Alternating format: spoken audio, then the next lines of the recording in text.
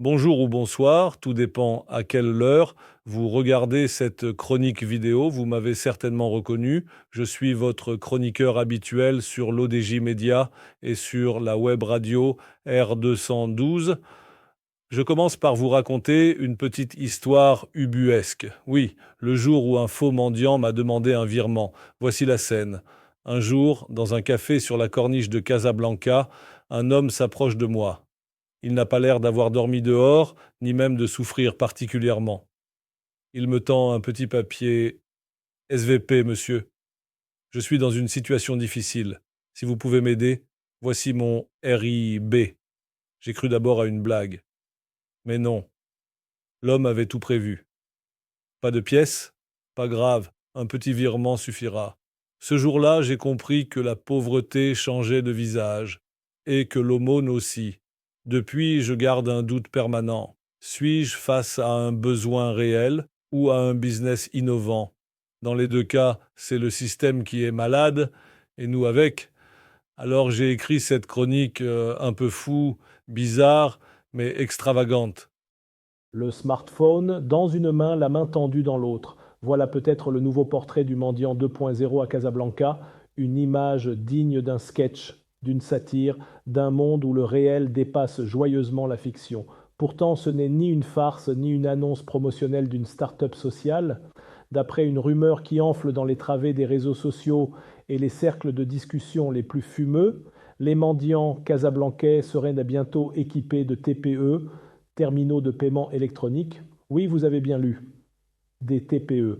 Ces petites machines qu'on voit chez les coiffeurs, les taxis un peu modernes ou les vendeurs de sneakers sur Instagram. Désormais, il suffira de tapoter sa carte ou son téléphone sur un terminal pour faire l'aumône, version sans contact. C'est moderne, c'est pratique, c'est surréaliste. Il faut l'admettre, le sempiternel «désolé, j'ai que des billets» ou «j'ai pas de monnaie» ne fonctionnera plus. Cette excuse, qui permettait aux plus gênés d'échapper à la culpabilité du refus, appartient désormais au passé, car les mendiants nouvelle génération seront prêts à tout sauf au cash. Et c'est là où l'histoire devient drôle et grinçante. On ne parlera plus de mendicité de rue, mais de donation fluide numérisée. À quand l'application? BackPay? Donatify?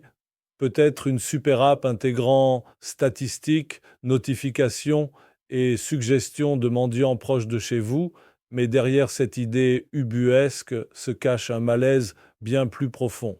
Car si la nouvelle prête à sourire, voire à éclater de rire nerveusement, elle révèle aussi un monde où la pauvreté est institutionnalisée, intégrée dans le système économique et modernisée.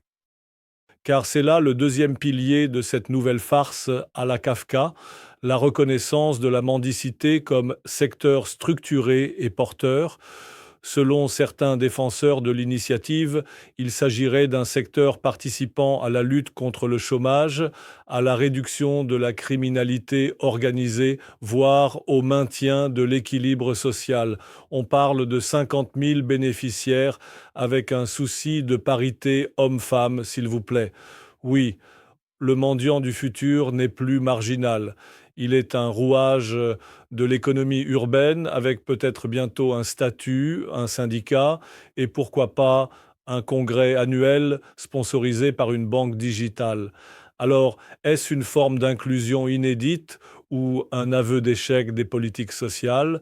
Moderniser la précarité, est-ce vraiment la solution? Peut-on vraiment digitaliser la misère sans l'éradiquer?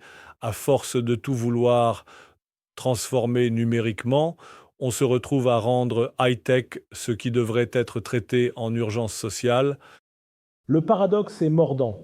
D'un côté, des zones rurales marocaines sans accès à Internet, des élèves sans manuel, des citoyens sans couverture médicale. De l'autre, des mendiants en centre-ville équipés de terminaux sans contact. L'ironie ne tue pas, elle s'imprime sur la rétine collective comme une anomalie logique. On aurait aimé que cette même volonté de modernisation soit appliquée aux hôpitaux surchargés, aux écoles délabrées ou aux quartiers marginalisés. Mais il faut dire que cette époque a le sens de la mise en scène. Et Casablanca, déjà embouteillé d'inégalités, devient la vitrine d'un progrès dévoyé. On pousse le bouchon de l'innovation jusqu'à l'absurde, en maquillant la pauvreté numérique en solution numérique à la pauvreté. On peut rire, bien sûr. L'idée a un potentiel comique indéniable, mais aussi un pouvoir d'alerte.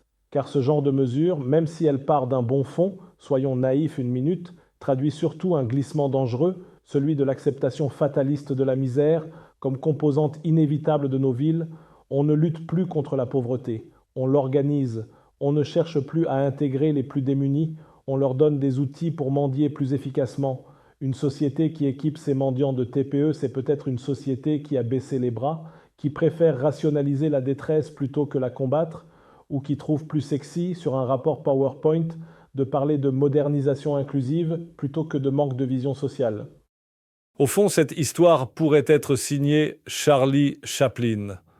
Une farce sociale, grinçante et tragique à la fois, une sorte de sketch dans lequel un monde ubérisé pousse le progrès technologique jusqu'au plus grotesque.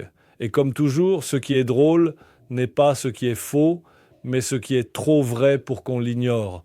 Peut-être qu'un jour, une pièce de théâtre ou un film satirique mettra en scène ce mendiant moderne qui refuse la monnaie et exige un paiement via carte bancaire, et peut-être que le spectateur en rira, mais ce rire-là, comme souvent, sera un peu jaune. Voici pour cette chronique de mauvais goût pour certains, grinçante peut-être, mais hélas bien ancrée dans notre réalité. Je rêve, comme vous sans doute, d'un Maroc où la main tendue ne serait plus qu'un souvenir du passé, effacé non par des TPE dernier cri, mais par la dignité retrouvée. Un pays où l'on investit dans les êtres plutôt que dans les béquilles numériques de la misère. En attendant ce jour, on continue de gratter, même dans l'absurde. Et à très bientôt pour une prochaine chronique, espérons-le moins ironique et plus lumineuse. En attendant, portez-vous bien et gardez toujours un peu d'humanité, même sans monnaie.